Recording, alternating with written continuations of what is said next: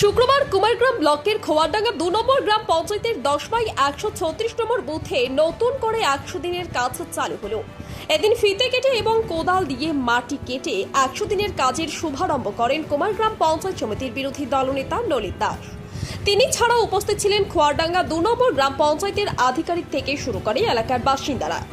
দীর্ঘদিন পর নতুন করে ১০০ দিনের কাজ চালু হওয়ায় খুশি এলাকার সাধারণ মানুষ।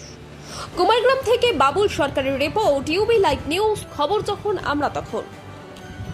পুরো পশ্চিমবঙ্গের রাজ্যের মধ্যে থেকে বেশ কয়েকটা জেলাতে প্রত্যেকটা ব্লকে ব্লকে এবং কিছু গ্রাম পঞ্চায়েতে ভিভিজি রামজি প্রকল্পের মাধ্যম দিয়ে ১০০ দিন কাজের শুভারম্ভ সরকারের পক্ষ থেকে করা হচ্ছে।